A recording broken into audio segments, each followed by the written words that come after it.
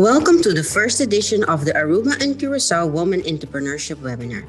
This year's theme is Unleash Your U.S. Potential. The governments of Curaçao and Aruba and partners, the Embassy of the Kingdom of the Netherlands in Washington, the Consulate General of the Kingdom of the Netherlands in Miami, and the Chambers of Commerce of Aruba and Curaçao, thank you for your participation and wish you an enlightened webinar. Bom dia, good morning, everyone. Thank you to each and every one of you for being here with us today. We are very pleased to be able to welcome you to the Aruba and Curaçao Women Entrepreneurship webinar. My name is Sharon Martes, and it's my privilege and great pleasure to be the moderator for today. A special thanks to the Economic Departments, Chamber of Commerce, and Directorate of Foreign Relations of Aruba and Curaçao, together with the Consulate General of the Kingdom of the Netherlands in Miami, and the Embassy of the Kingdom of the Netherlands in Washington, D.C., for organizing and their commitment to encourage aspiring and existing women entrepreneurs to do business in and with the United States. A special thank you goes to Angela Guido, Zinga Wandels, and Gina Ortella for their amazing dedication and effort. A couple of immediate housekeeping rules to start you off. This event is being recorded, and attendees will not be able to speak or unmute themselves, but can submit questions throughout the presentation in the chat box.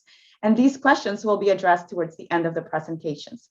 Slides will also be available upon request. Now prepare yourself to be challenged, excited, and inspired. It's an honor for me to introduce the Prime Minister of Aruba, Evelyn Cruz.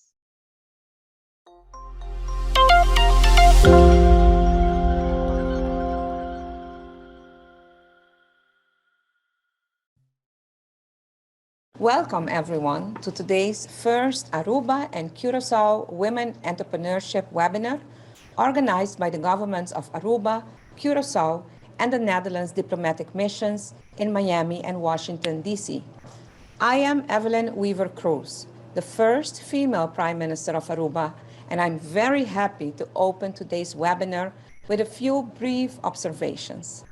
Today's webinar aims to encourage aspiring and existing women entrepreneurs to do business with the United States by celebrating success stories and by discussing common hurdles encountered by local women entrepreneurs.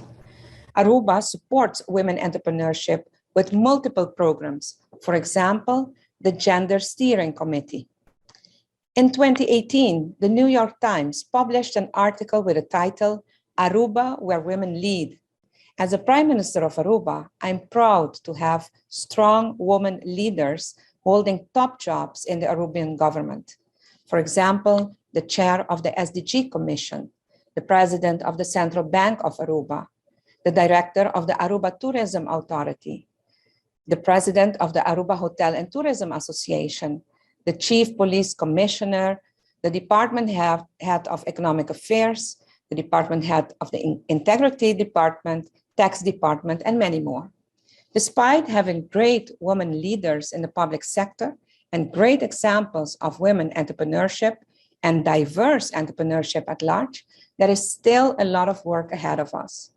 In Aruba, only 30% of entrepreneurs are women, and the numbers show that most companies on the island are run by male. As women's rights, gender equality, and also women entrepreneurship are key areas of concern for the governments of Aruba and Curaçao, we have gathered a panel of experienced speakers to share their thoughts and experiences today. I want to thank our international speakers, Manuel Pilla, Jamile Bastin, and Michelle Fajardo, for their contributions in helping our women entrepreneurs unleash their potential in or with the United States by discussing steps to take to access the US market and relevant sources of information for market entrance. Lastly, I hope you will all be inspired today by the success stories of Rebecca Paz, Natasha Chatelain, Davina Manzour, Lindy Cruz, and Valeria Gomez. I now leave you in the good hands of our moderators, Sharon Martes.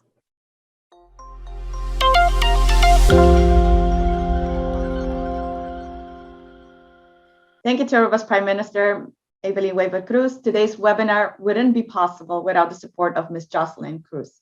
She's the Minister Plenipotentiary for Aruba in Washington, D.C., and Mr. Luc Neyman, the Deputy Consul General of the Kingdom of the Netherlands in Miami. Today, they will explain what the role of the Dutch mission and network is. Good morning, Ms. Cruz. We will start with you. Thank you, Jerome. Prime Minister of Aruba, for honoring us with your presence and for the kind introduction. Today's webinar is a virtual Women Entrepreneurs Roundtable organized by the Dutch Diplomatic Network in the US and the International Women's Day seminars held in Aruba and Curaçao.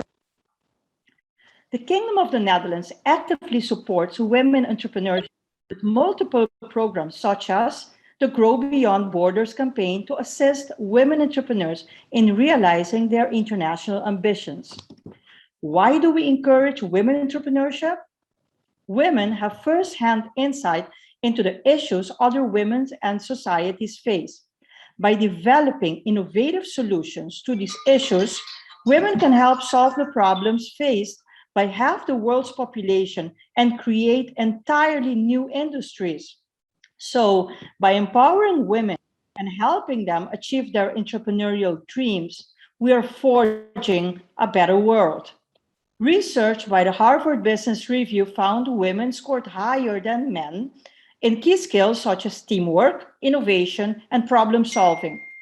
These findings bear testament to the immense potential of women when they are given a more level playing field, for example, by means of mentoring, capacity building, and access to credit.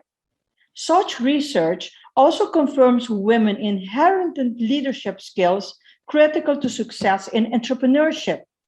It is for this reason that the Kingdom of the Netherlands is proud to organize this first Women Entrepreneurship webinar that sets out to empower Dutch Caribbean women entrepreneurs to do business with the US. I would now like to give the floor to Luc Neyman, who will elaborate on how the diplomatic network, the Dutch diplomatic network in the US, can help local entrepreneurs unleash their US potential. The floor is yours, Luc. Thank you, Jocelyn, for setting the stage, and also from my side, great thanks to Prime Minister Cruz for opening this webinar. But most of all, great thanks for all the wonderful participants for joining today. It's an honor to be among such a distinguished and inspiring group. At the Consulate General of the Netherlands in Miami, but also as a diplomatic network of the Netherlands, the Kingdom of the Netherlands in the United States, our mission is to connect organizations from the Kingdom to their counterparts in the US. For a lot of those organizations, Miami is a gateway to the wider continent, and that is especially the case for businesses, for entrepreneurs from the Dutch Caribbean, from Aruba and Curaçao in particular. A lot of them come to Miami to start their US business here and expand in the rest of the continent. That is also the case for women entrepreneurs. Florida is the #1 state in the country for the growth of women-owned businesses. Miami in particular is #3 in the nation when it comes to the number of women-owned firms. So Florida and South Florida is a good place to start a business, but our mission is to help you grow your business here in the US.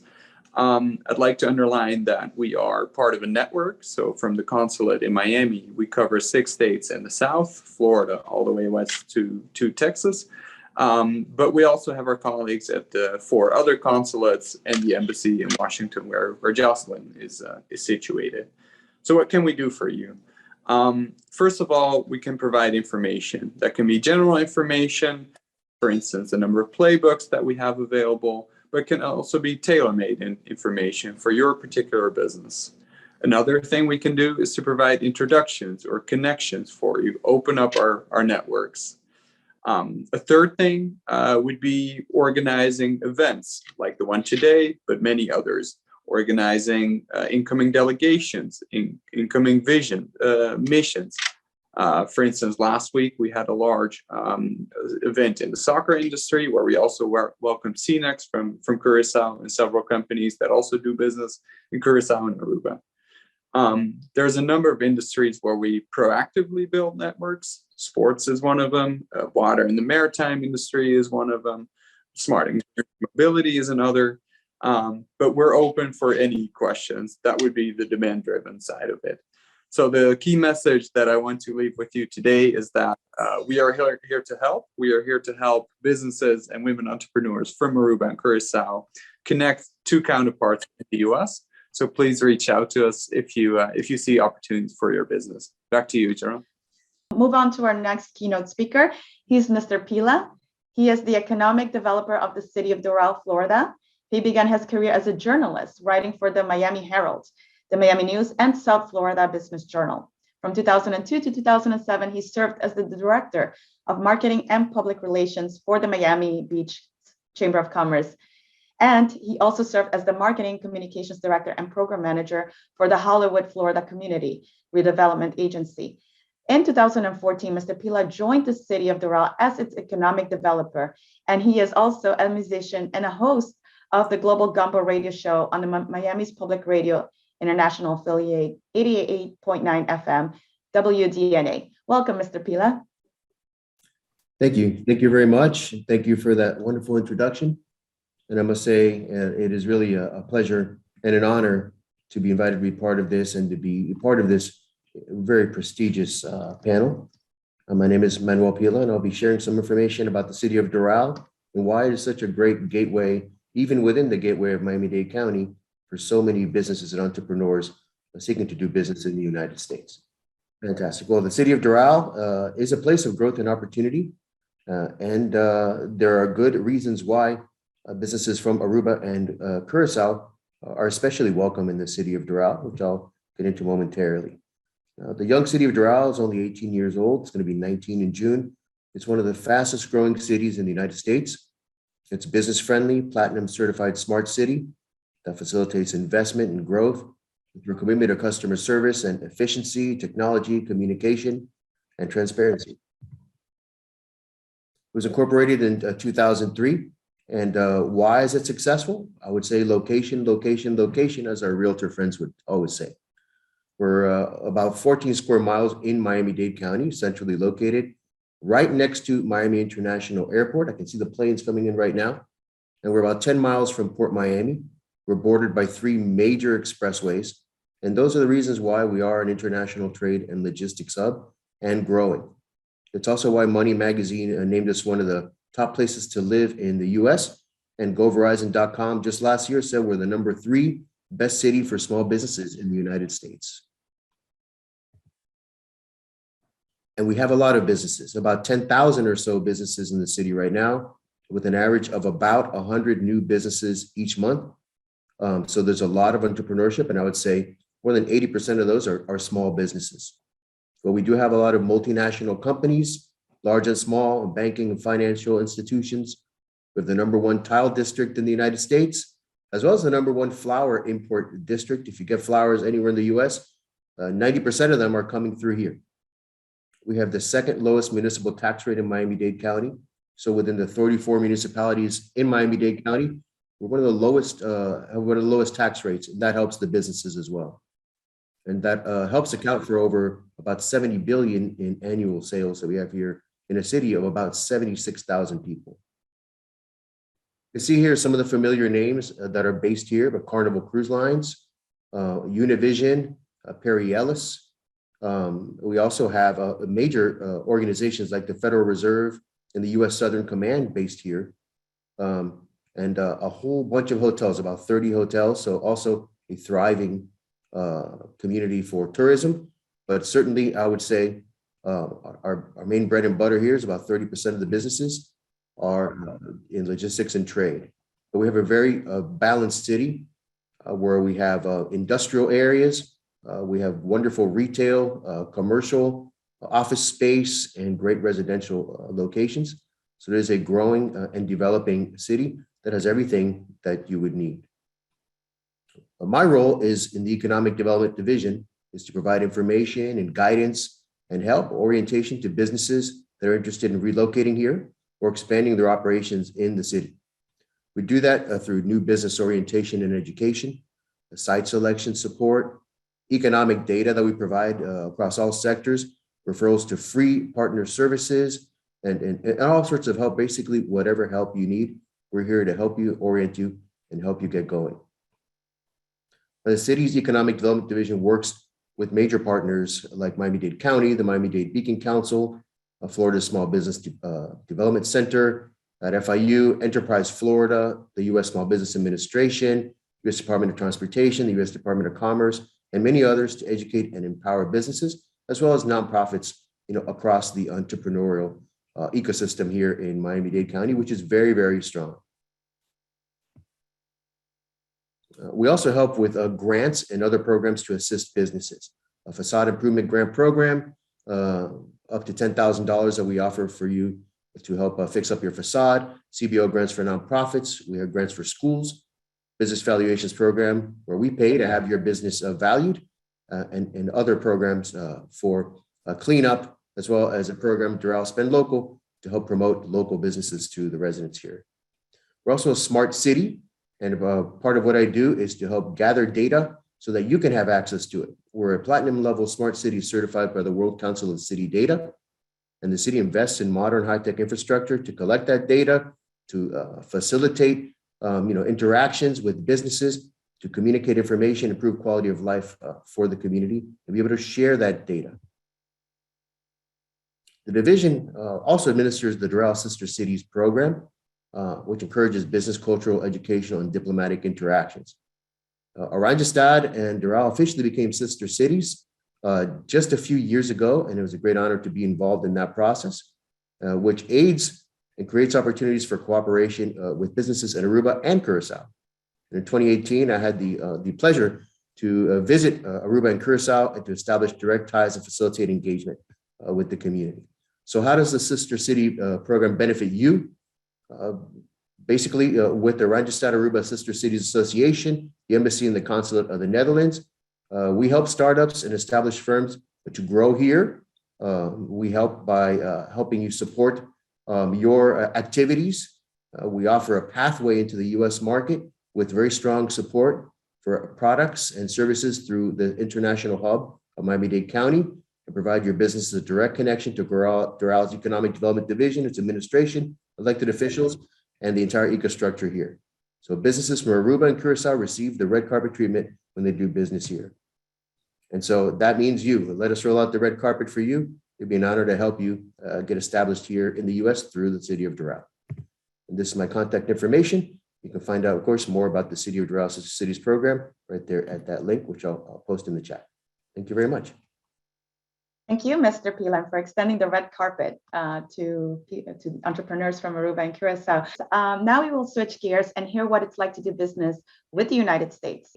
Our keynote speaker is Ms. Yamile Bastian. She's a Foreign Commercial Service Officer on assignment at the Miami U.S. Export Assistance Center. Here she covers the financial services, fintech, and agribusiness sectors, as well as serving as the Department of Commerce liaison to Southcom.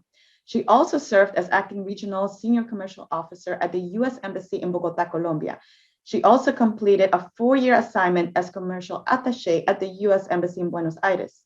Here, she was instrumental in launching the U.S.-Argentina Commercial Dialogue, a mechanism that allows our governments to collaborate in the promotion of two-way trade and investment. Before her assignment in Buenos Aires, she served as a commercial officer at the U.S. Embassy in Brasilia and has over 20 years of international business experience development. Welcome, Ms. Bastian. Could you please tell us more about the activities and priorities of the U.S. Commercial Services?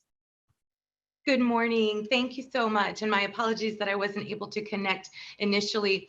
Thank you so much to the representatives of the Embassy and the Consulate of the Kingdom of the Netherlands, and to our distinguished guests and friends here. I appreciate this opportunity to present to you this morning on the work of the U.S. Commercial Service and how you can do business in the U.S. and with the U.S. The Caribbean region is of vital importance to the U.S. due to its proximity, its cultural affinities, and the long historical and familial ties between the U.S. and the region. Just about everyone in the Caribbean has a relative or a close friend of the family that lives in the U.S. And so those kind of longstanding ties and longstanding family connections strengthen the ties between our countries. Our overarching goal is to support a prosperous, safe, and democratic region. And taken as a whole, the United States is the Caribbean region's top trading partner. And U.S. companies have invested over $1 trillion in the region. The U.S. Commercial Service is part of the U.S. Department of Commerce, and we're a federal government entity aimed at promoting U.S. exports and inbound foreign direct investment into the U.S. Today, I will speak to you about the basics of doing business in the U.S., as well as some ways that you can potentially do business with the U.S., some of which are through the U.S. Commercial Service. So specifically with doing business in the U.S., I would like to emphasize that you can do business in the U.S. even if you are not a resident of the U.S. or you are not a U.S. citizen. You generally don't need to be a resident to open a business or to be listed as a corporate officer of a U.S. company or earn profits from a U.S. company. But to work as an employee in the business, you do have to have approval in the appropriate visa. So that's just an important distinction. But the first step is that you need to decide on the business structure which you would like to open. And you would do that in collaboration with a tax accountant and an attorney to determine which is really the right business structure for you. There are some structures that require all of the corporate officers to be U.S. citizens. But if you or if any of your business partners are not U.S. citizens, you do still have other corporate structures like the C corporation or an LLC or limited liability company that allows you to protect yourself from any kind of personal liability because it creates a separate entity, and you can, depending on which of those structures you choose, that will allow you to determine how you will cover the taxes for the company, whether you file the taxes with a corporate tax return with a C corporation or with your own taxes with an LLC. And so in the process of deciding on the business structure and creating the company, you would appoint a registered agent. There are lists of authorized registered agents available in every state. And you would then obtain an individual tax ID number. And this is something that even without being a US citizen, you can acquire. And with that, you would be able to set up a business bank account. That is a more complicated process. It's become a more complicated process in recent years, but just allows some time for that, and it is possible. So those are the requirements overall, like at the federal level with taxation, but also at the local level, whether it's at the municipal level or at the state level, you want to make sure that the business that you are incorporating is compliant with any local permits, any local requirements that you might have. So make sure that you have somebody who is who covers that, who's in charge of compliance, updating your annual report with the state, filing your taxes at the federal level or at the local level if that's required, updating licenses and permits. All of that is very important in keeping your business running, and as well as for your peace of mind. So with respect to doing business with the United States, if you're looking to export a product into the US, I'd like to emphasize the network of World Trade Centers throughout the US. They promote trade with an emphasis on imports as well as exports, whereas my agency focuses exclusively on US exports. So depending on where you plan to do business, be sure to research the events and services of the World Trade Center in your area. The U.S. Commercial Service specifically promotes U.S. exports by organizing trade missions, and we have one coming up to the Caribbean October 24th to 29th of this year. And we also certify a number of trade shows each year in the U.S. Where we host international buyer delegations and organize business-to-business matchmaking meetings. So this year we have a number of shows for a variety of industries, including security, laboratory chemicals, water quality and sanitation, cosmetics and personal care products, the International Baking Industry Expo, and others. So I'd like to share a success story from one of these shows with an Aruban company that participated in last year's International Baking Industry Expo and was looking for industrial kitchen equipment. At the show, they were able to meet with hundreds of potential suppliers, and they connected with a U.S. company based in Virginia called Sanitec Corporation, and they were able to purchase the equipment that they needed and export it to Aruba. So the benefit of going to one of these shows is that you are able to meet with so many different suppliers, so many companies where you could either use them as a supplier or potentially connect with them to be an authorized representative or potential distributor for their products in your country. So those shows are a great way to network with a wide variety of US companies in one event. You always have the option, of course, of going to other trade shows. I just mentioned these that are certified by the Department of Commerce because at those shows we have a US pavilion where we set up the business-to-business matchmaking appointments between the US companies and the international buyer delegations. With regard to women entrepreneurs specifically, or entrepreneurs and startups in the Caribbean specifically, I would like to encourage you to look at the Young Leaders in the Americas initiative, or YLI, as it's called, which is an exchange program for entrepreneurs. It's funded by the U.S. Department of State. And the U.S. embassies in Aruba and Curacao both actively participate in this program. So the program brings 280 young entrepreneurs between the ages of 25 and 35 from Latin America, the Caribbean, and Canada to the US for exchanges and networking and a 4-week placement program with an entrepreneurship development organization. So if you are in that age range and have grown your own business or a social venture for the past 2 years, please do apply to the next YLI program. At the moment, the applications have already closed for the 2023 program, but please follow the social media networks or social media profiles of the US Embassy in your country, and you'll see the announcements for the next ones. So I will end here, and I would be happy to answer any questions that you might have during the questions and answers. Thank you. Thank you so much. Our next keynote speaker is Michelle Fajardo. She's the president of Cargo International Consolidators and is a long-time veteran in the shipping industry with over 25 years of experience. She is a licensed freight forwarder and consolidator located in Miami, Florida. Cargo International will celebrate its 19th year of business this year and specializes in the exports of dry and perishable goods to the Caribbean, Central and South America.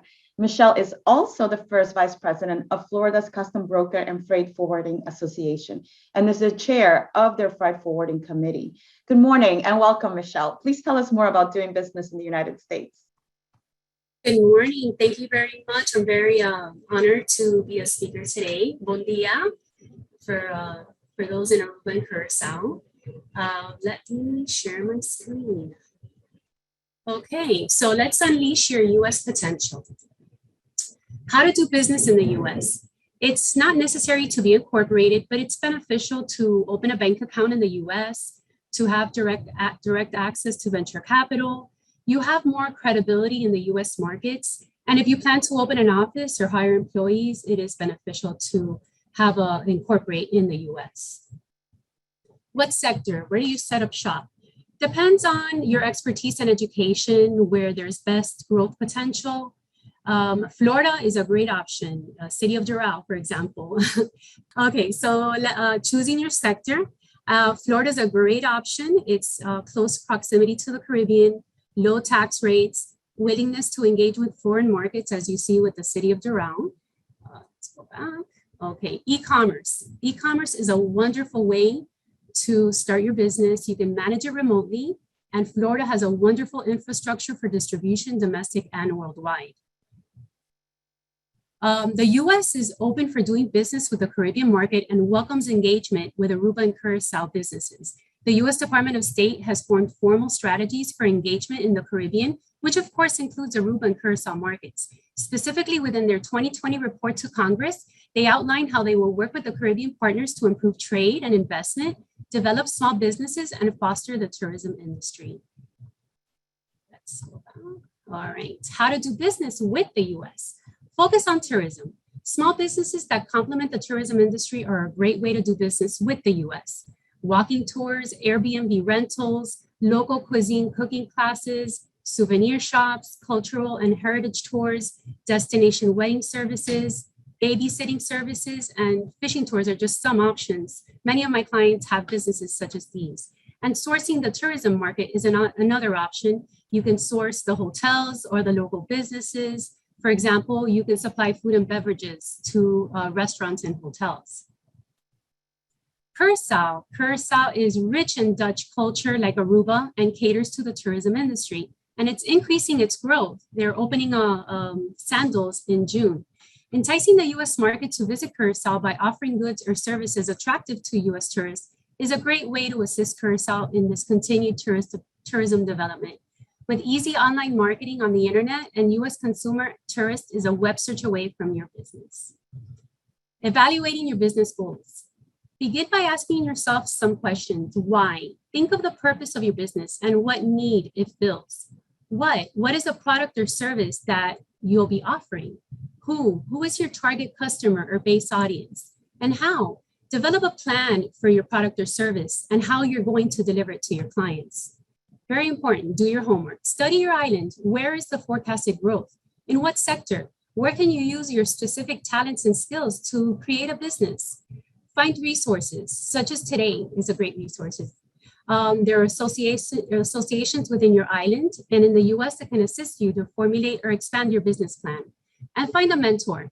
Developing relationships with successful business persons, both at home and in the US, is a good concept.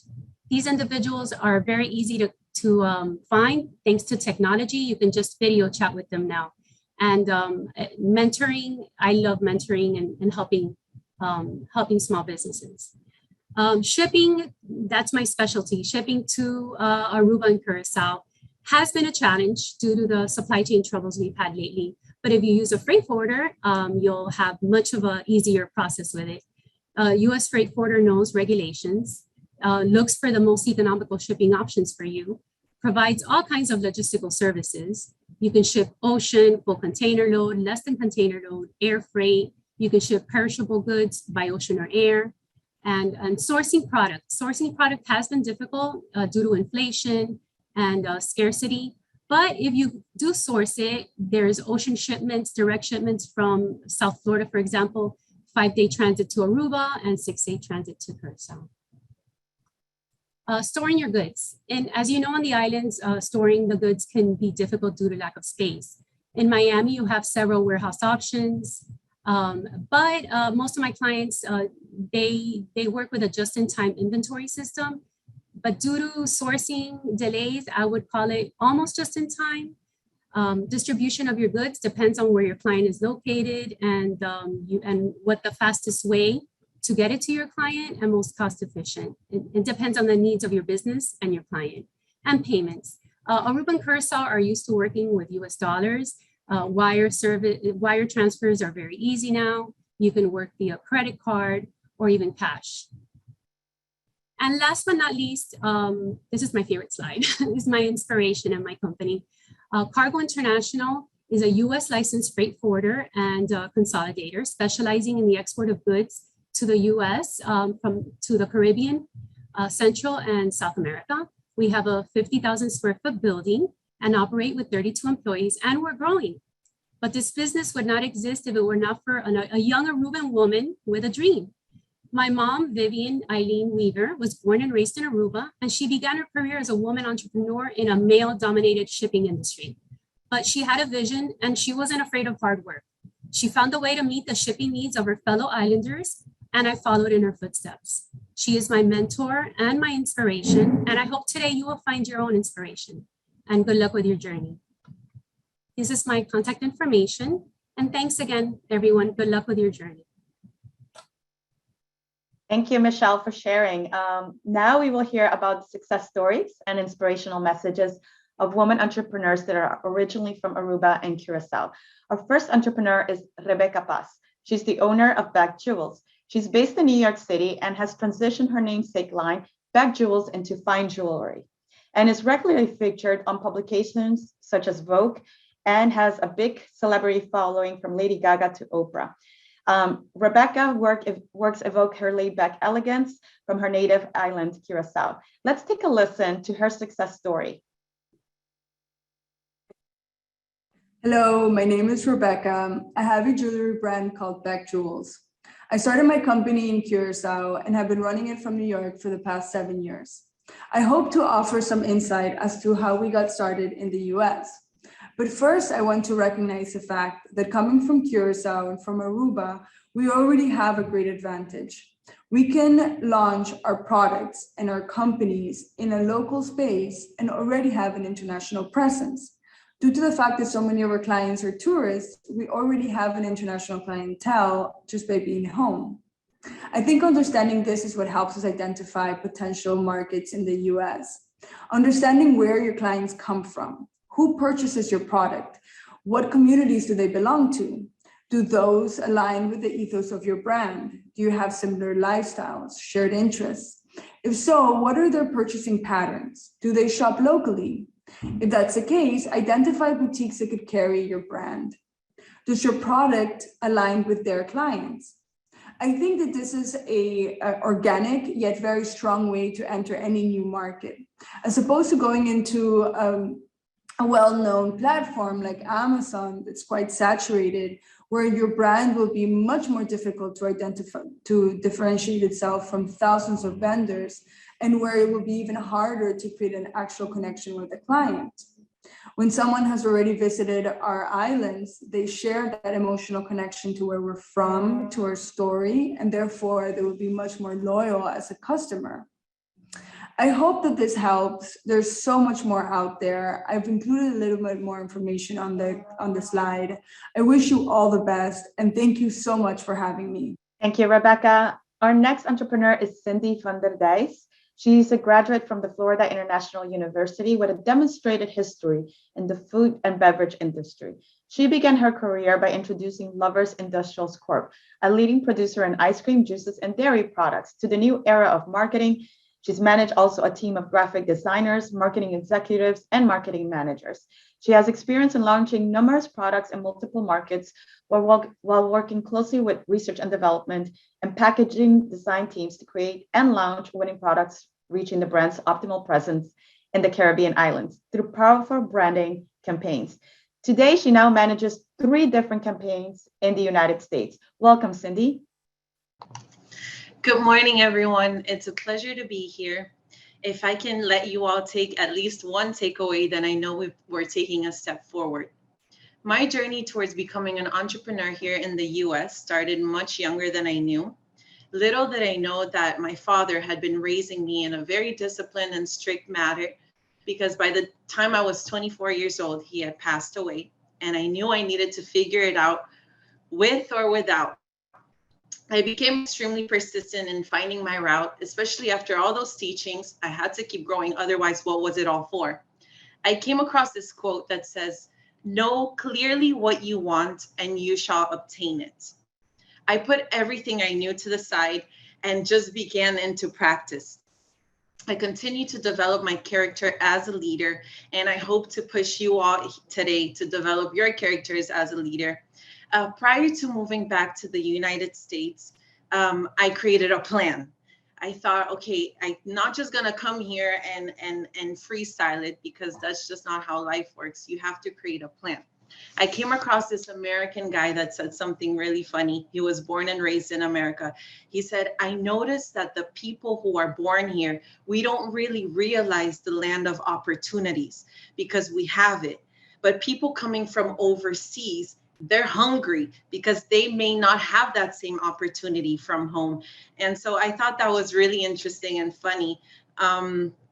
The other advantage that we have coming from the islands is that we're familiar with so many different cultures. So we speak the language, we get along with different types of people, and that's definitely a perk.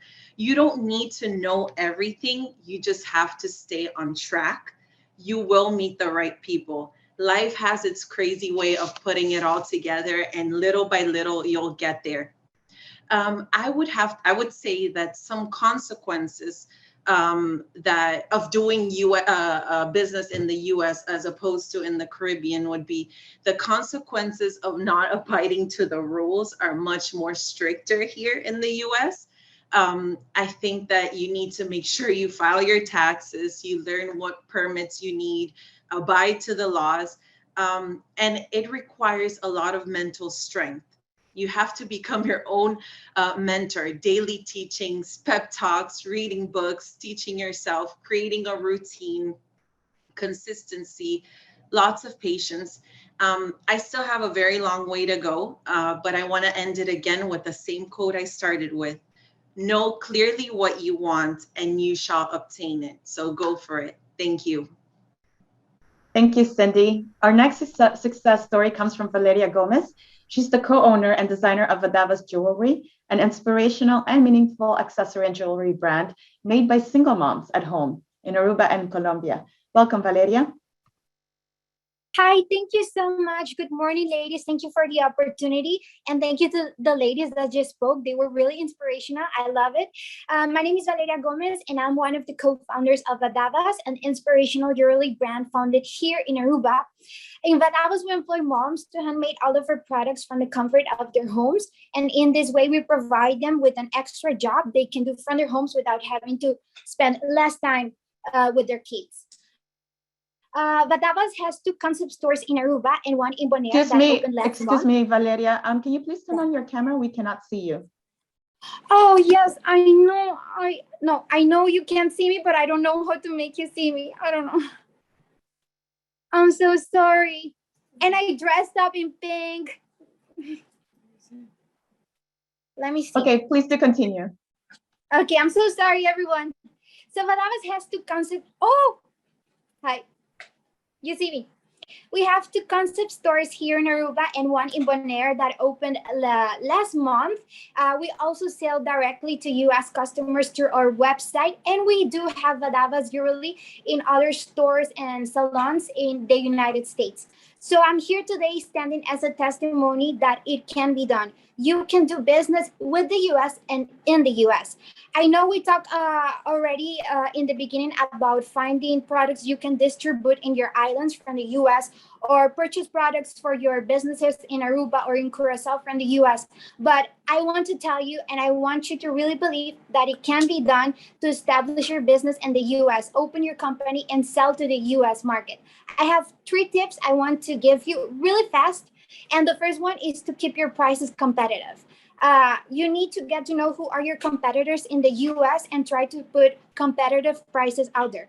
Remember, you don't have to compete with China because that is basically impossible. We live in islands, we import everything, so our raw materials are always going to be more expensive and the rate per hour. So don't compete with China.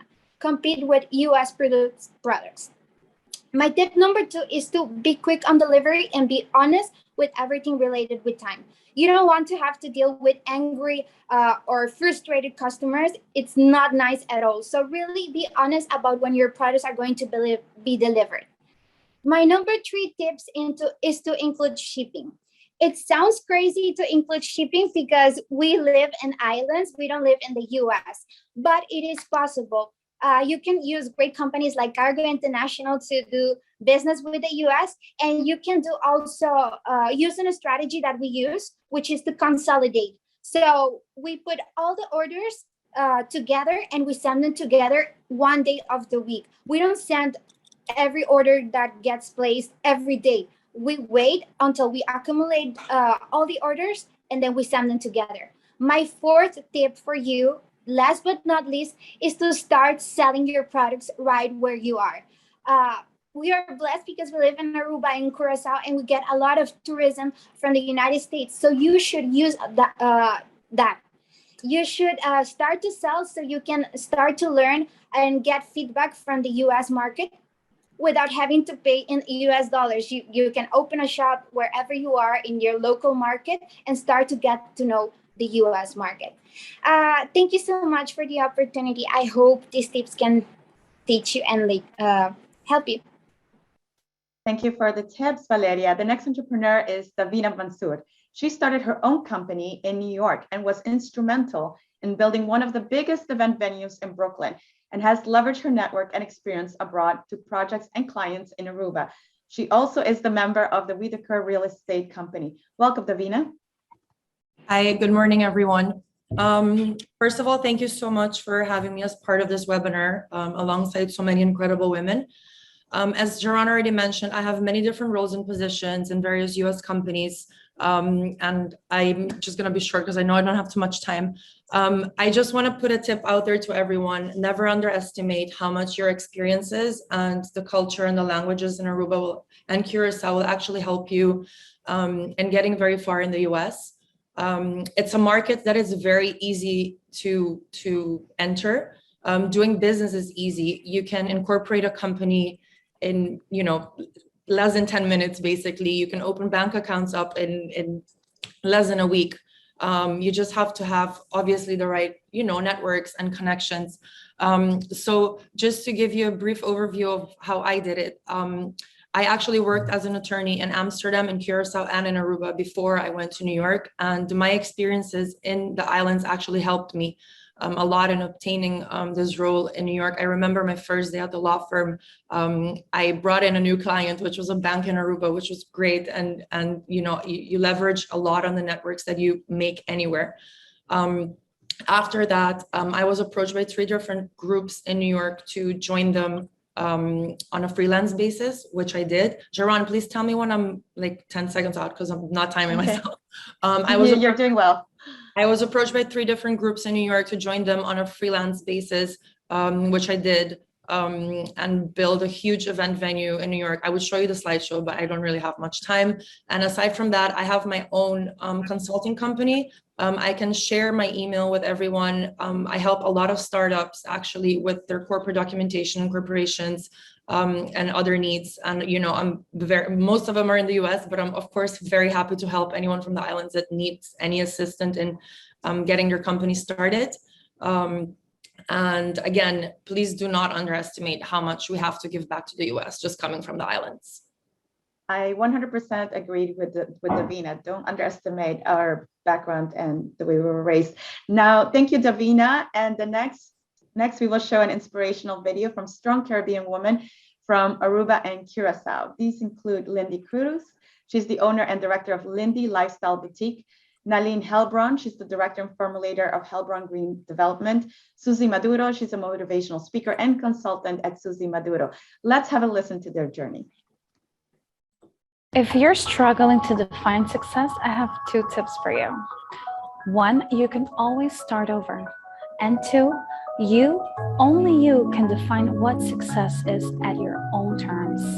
Many of us chase the title, the career, the money, or social status. But the only way to your success is to find happiness. And in order to find happiness, you have to follow your dreams. And do not let the fear of failure stop you to achieving your goals. There's no such thing as failure, because if you failed at something, it means that you've tried. And if you've tried, it means that you've learned something. And if you've tried and learned something, it means that you've already won.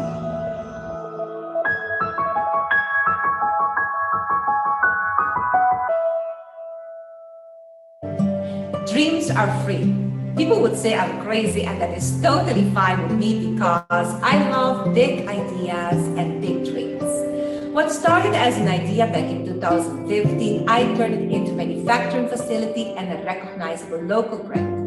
We work with special need people, and trust me, we're all special in some way. I just like to focus on our strength and not on our weaknesses. Never stop dreaming.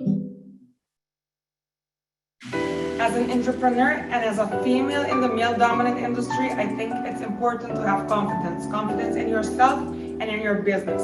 And let's get it straight, we don't have to reinvent the wheel. We can collab with some companies in the same industry all around the world to ask questions, to collab, to network. I think that's very important. And to embrace challenges, because challenges is part of growth and it gets you outside of the comfort zone.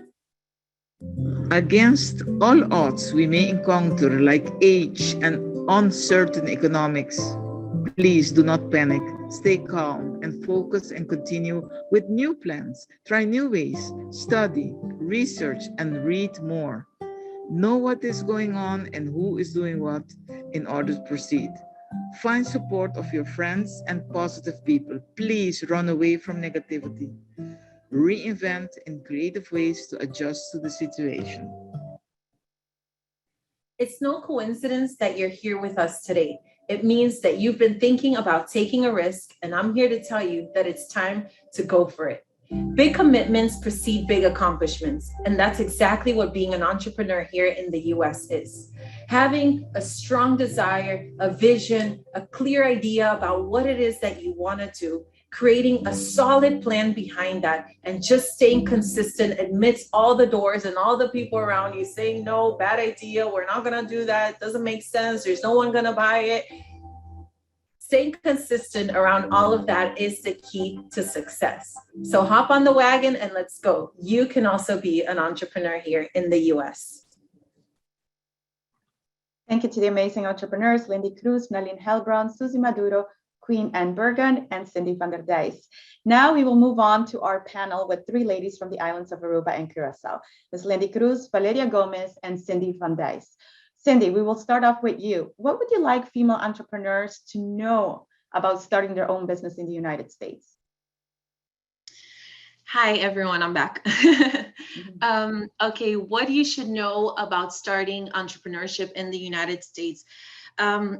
The first thing I would say is you have to develop patience. I thought I was gonna come here, I had a solid plan, a timeline, and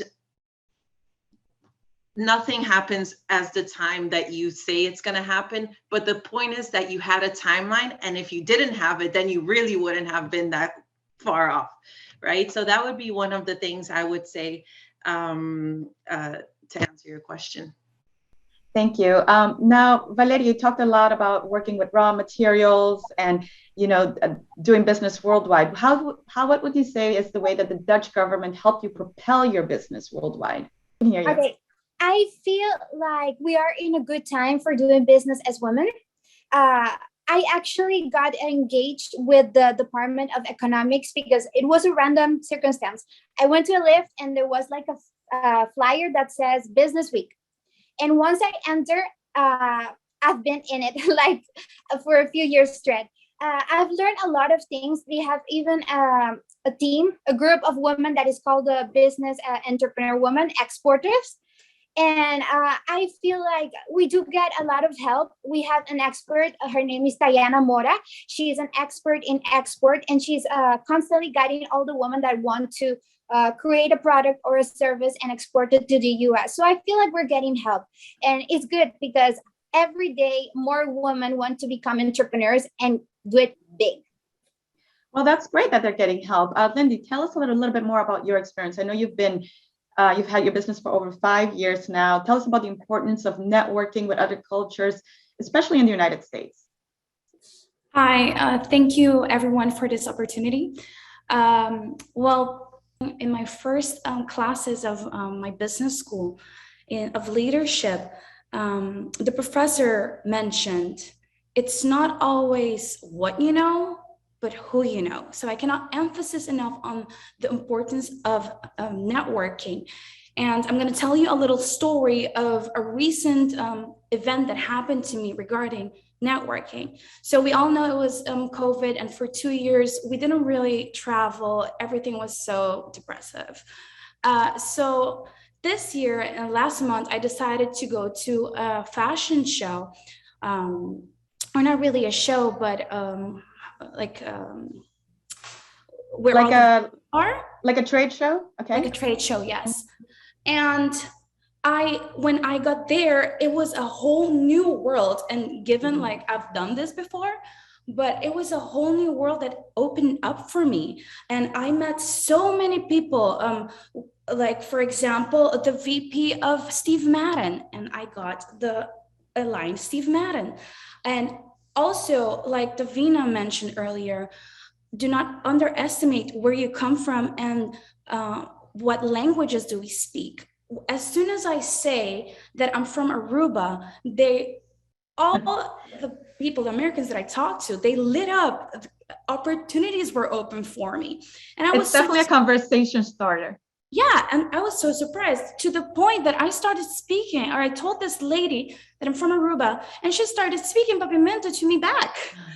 And happened to be, she works for Chinese Laundry, so I got the line Chinese Laundry. This all happened last week. Also, I went to network, I met the VP of Leonisa. I got Leonisa. So just get out of your comfort zone. And I that was doing business for 5 years and going to the United States, meeting people, I was afraid to go again. all the doubts came in. You know, it was 2 years past that we haven't been doing this.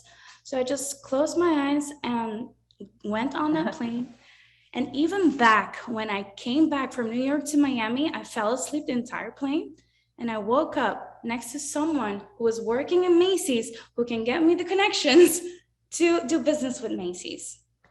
Yes, So it's very important to network and get out of your comfort zone. That would be the main message for every. Valeria, can you tell us what are some of the hurdles that you had with businesses in the United States? Okay, first of all, you need to create a strategy to be able to do your deliveries good, you know, because and also you want to start selling to the US once you have like a great inventory. You don't want to put a product on your website and then people start to order your product and you don't have it. So that is crazy. And mostly because we have stores here in Aruba. So we were using the same inventory for stores and for online. Now we know we put for online apart and then for the stores apart. So people order and we can send it. So shipping is something really important. In the beginning, we were sending orders, like people would order something and we would send it the next day. And it was really high in cost for us. So now that we're consolidating everything, is much less, is lower. So it's much better. But of course, I don't know a lot about every detail that when it comes to doing business online in the United States, because my dad is the one who's more in charge of it. But we had to go through a lot of processes to be able to open our own bank account and to open our own LLC, which we do have now. So I'm going to challenge myself because we want to open a store in the United States. And now that I'm hearing all of this, I think I'm going to go to Doral and I'm going to be contacting all the people that are here right now. And I'm going to be posting and let people see, follow us on Instagram. So you all ladies see how the process is going, because we want to open another store we want to open a store in the United States. So let's see. Well, that's excellent that this conference will help you with the networking that you need in order to continue to grow your business. Yes, of course. That concludes our panel discussion for today. Thank you to the amazing ladies. Now on to our Q&A session. Some of you have already submitted your questions. The first question goes to Davina Mansour. What are the steps necessary in order to incorporate a business into the United States? I would mute. So the steps are fairly easy. In the US, you don't need a notary to actually incorporate a company. There are a lot of platforms out there like LegalZoom and I think Better Legal and some others that you can basically just go online and you incorporate the company in like 10 minutes. You're gonna have to choose your form. There are LLCs, corporations, LPs, different also tax forms that you probably need to talk to someone about, like what's better for you. If you're a foreigner, you might want to have a C Corp because that blocks the fact, if you want to do distributions, you don't have to do withholding taxes. After you incorporate the company on one of these platforms or through the use of a lawyer, but usually a lawyer is going to be more expensive and actually not really necessary. You have to obtain an EIN number. That's going to be your tax ID number, which is very important because that you're going to need for bank accounts and basically to do anything with the company. I usually help companies set up these, through these platforms, and then I help them with the articles, the bylaws, or the operating agreement, depending on the form that they choose.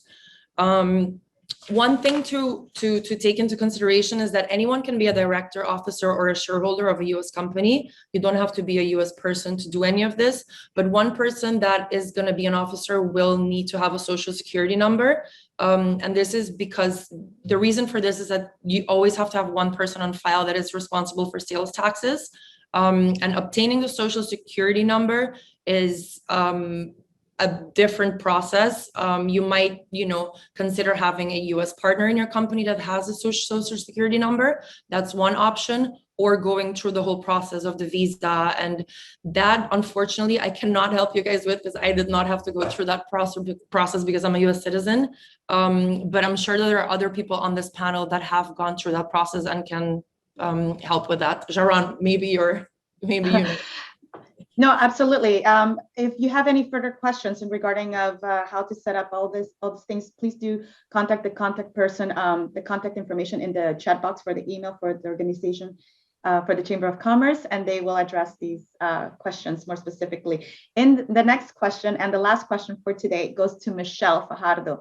As a woman entrepreneur, what were your challenges in running a business and maintaining a good family life? So life-work balance. Were you able to separate both and juggle them successfully? Michelle? It was difficult at the beginning. My son, when I've been in business almost 19 years, I've been doing this for a very long time. My children were little. My daughter was 3 years old. My son was 5 years old.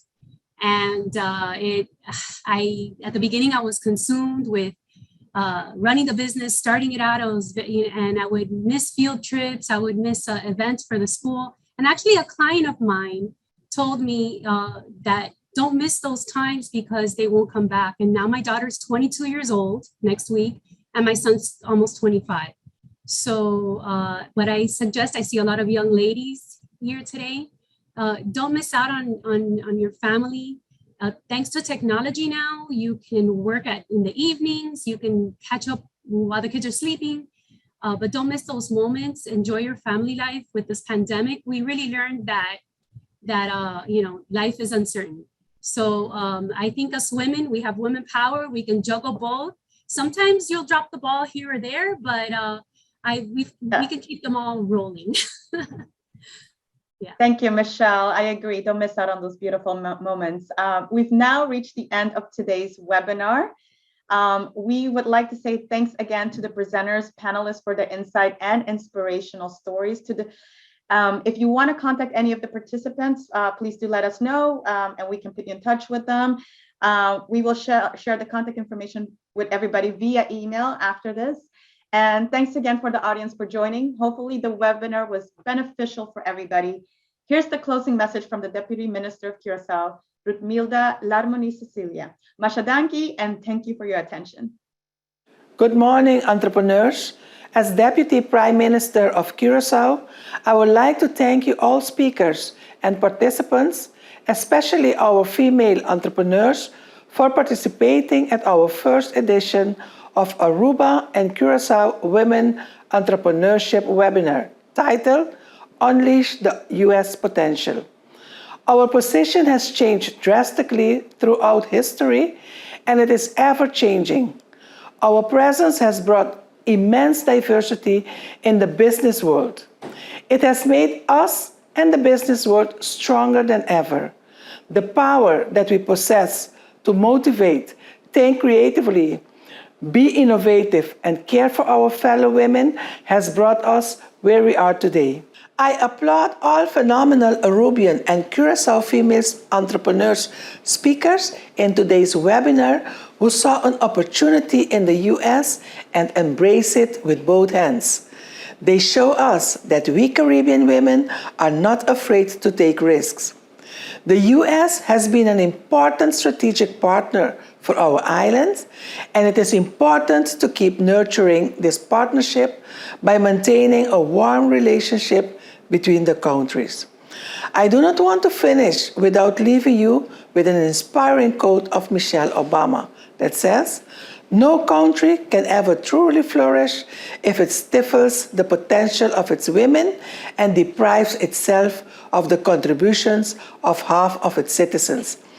Thank you, and I will see you next time at the second edition of Aruba and Curaçao Women Entrepreneurship webinar. The governments of Curaçao and Aruba and partners, the Embassy of the Kingdom of the Netherlands in Washington, the Consulate General of the Kingdom of the Netherlands in Miami, and the Chambers of Commerce of Aruba and Curaçao would like to thank you for your participation in the webinar.